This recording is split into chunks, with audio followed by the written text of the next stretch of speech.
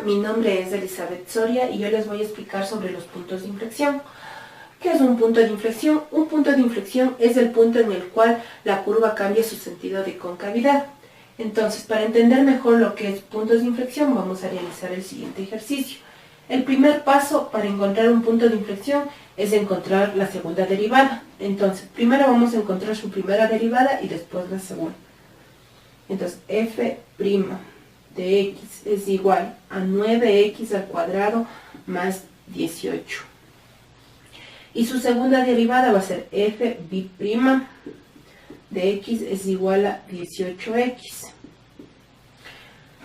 Ya obteniendo la segunda derivada, vamos a igualarle a 0.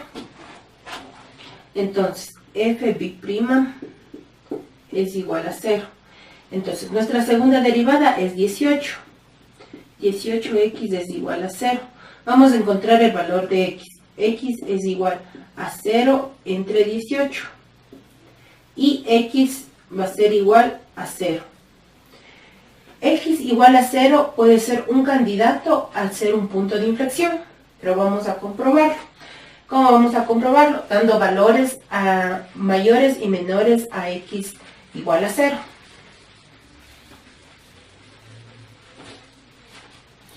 Entonces, x igual a 0, x igual a menos 1 va a ser un valor menor.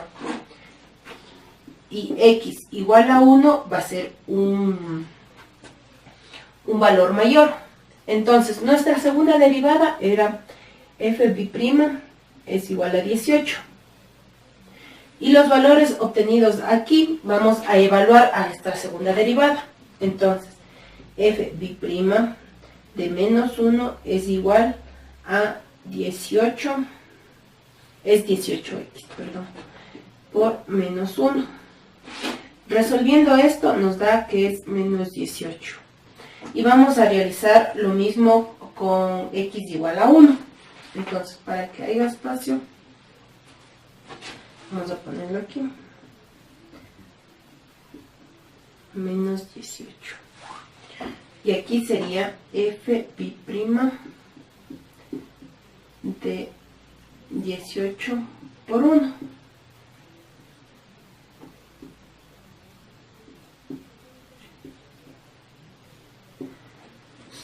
Ahora vamos a aplicar la característica de los puntos de inflexión.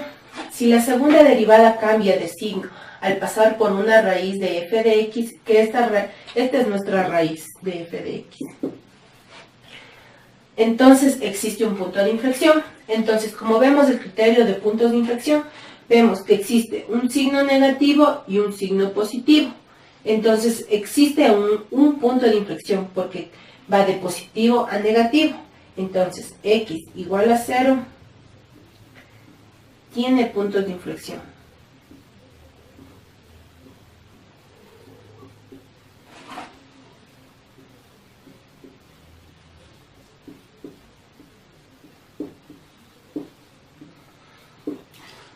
Ahora, por último paso, vamos a encontrar las coordenadas de los puntos de inflexión. ¿Cómo hacemos eso?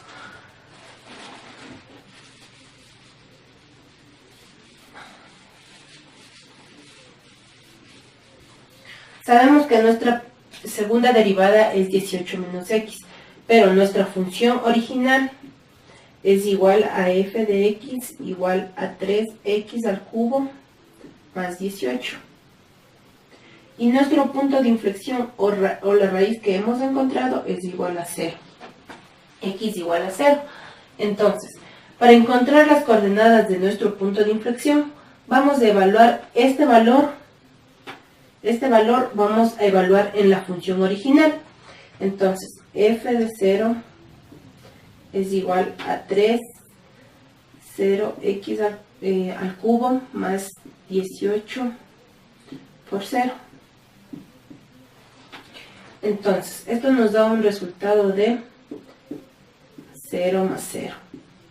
Que esto va a ser igual a 0.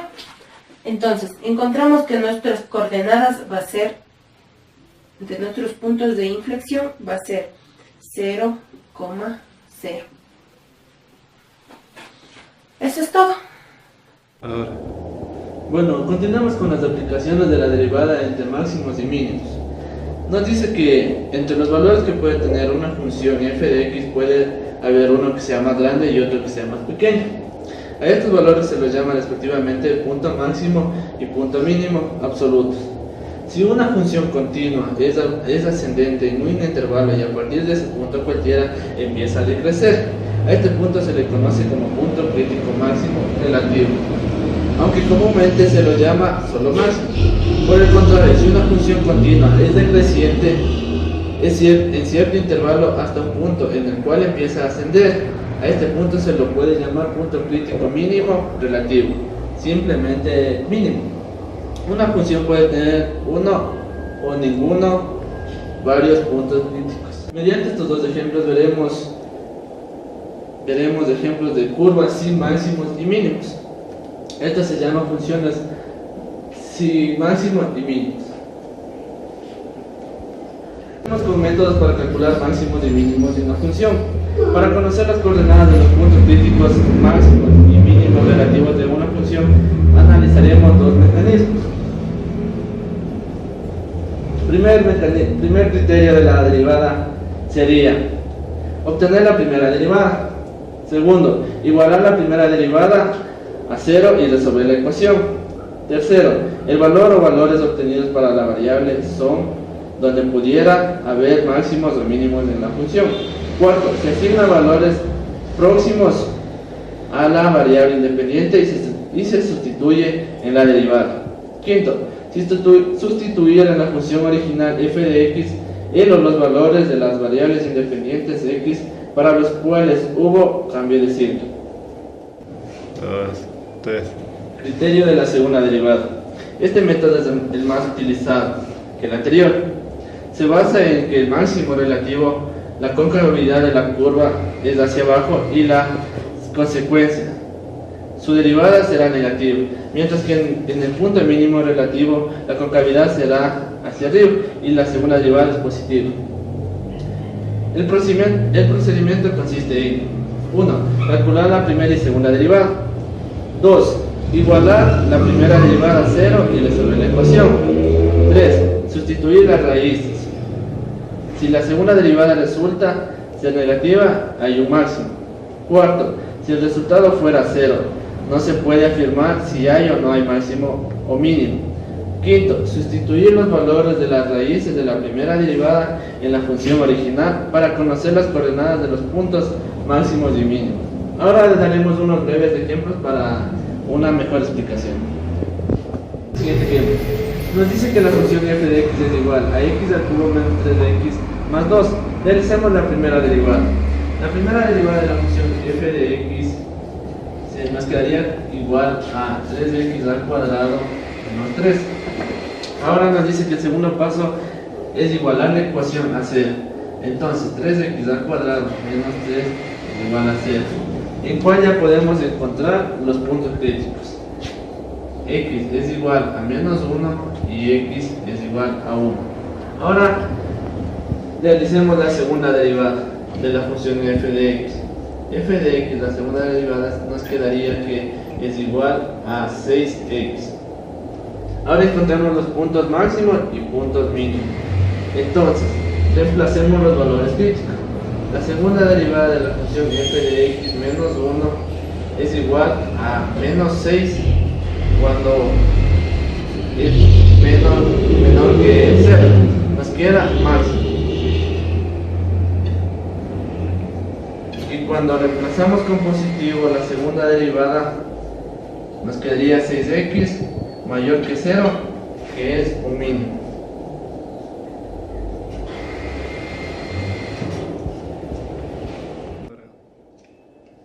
Si aplicamos la segunda definición donde b es igual al límite cuando x tiende al infinito de la función f de x menos mx, tendríamos que el límite cuando x tiende al infinito de nuestra función x al cuadrado más 1 sobre x menos x al cuadrado sobre x va a ser igual al límite cuando x tiende al infinito de 1 sobre x, que esto nos va a dar como resultado 0. Y además la recta y es igual a x, tiene una asíntota oblicua.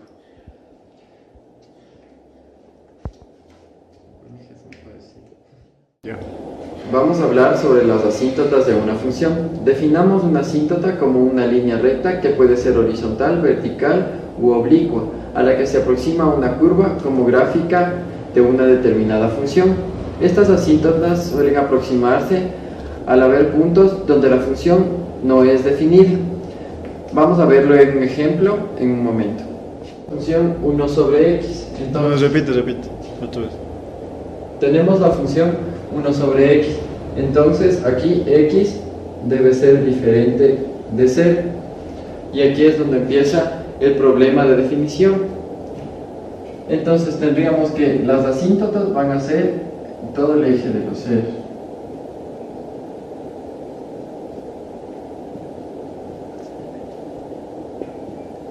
Y la gráfica sería esta. Ya. Podemos observar que cuando la función se aproxima a x igual a 0 por la derecha, tiende al infinito, acercándose cada vez más a la recta x igual a 0. Y por la izquierda tiende a menos infinito, acercándose cada vez más a la misma recta x igual a 0. Entonces decimos que x igual a 0 es una... Vamos a ver entonces una definición más exacta de una asíntota, empezando por la asíntota vertical. Diremos que la recta XA, donde A va a ser un número, esta tendrá una asíntota vertical si existe alguno de estos dos límites. El límite de X hasta A por la izquierda tendría que ser la función f de X es igual a más menos infinito. Y cuando el límite de X tiende a A al positivo, f de X es igual a más menos infinito. Entonces vamos a verlo de una mejor manera con un ejemplo. Entonces la función va a ser 1 sobre 1 más x. Entonces aquí tiene una asíntota vertical en x es igual a menos 1, ya que al existir el límite, cuando x tiende a 1 positivo, f de x va a ser más menos infinito.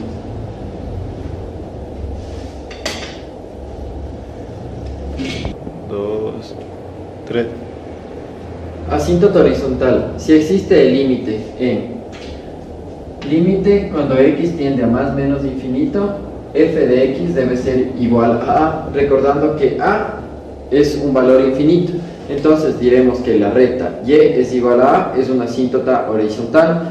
Vamos a dar un ejemplo.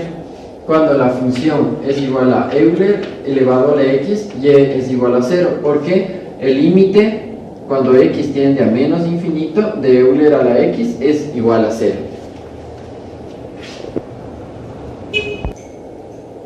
Ya. Asíntota oblicua. Si existen los siguientes límites y son finitos, del límite x cuando tiende a infinito de la función f de x sobre x tiene que ser igual a n. Si el límite de x tiende a infinito de la función f de x menos mx es igual a b, entonces diremos que existe una asíntota oblicua y la recta de la asíntota oblicua está dado por la ecuación y es igual a mx más b. Entonces las asíntotas oblicuas solo existen en funciones racionales, que estas serían división de polinomios, donde el polinomio dividiendo es un grado superior al polinomio divisor. Vamos a dar un ejemplo. Cuando tenemos una función f de x es igual a x al cuadrado más 1 sobre x. Tiene una asíntota oblicua, ya que los límites siguientes existen en m es igual al límite cuando x tiende al infinito de la función f de x sobre x, que sería igual al límite cuando x tiende al infinito de x al cuadrado más 1 sobre x. Esto sería igual a 1. La segunda definición, donde b es igual al límite cuando x tiende al infinito de la función f de x menos mx, tendríamos que el límite cuando x tiende al infinito de nuestra función x al cuadrado más 1 sobre x menos x al cuadrado sobre x va a ser igual al límite cuando x tiende al infinito de 1 sobre x, que esto nos va a dar como resultado 0. Y además, la recta y es igual a x, tiene una asíntota oblicua.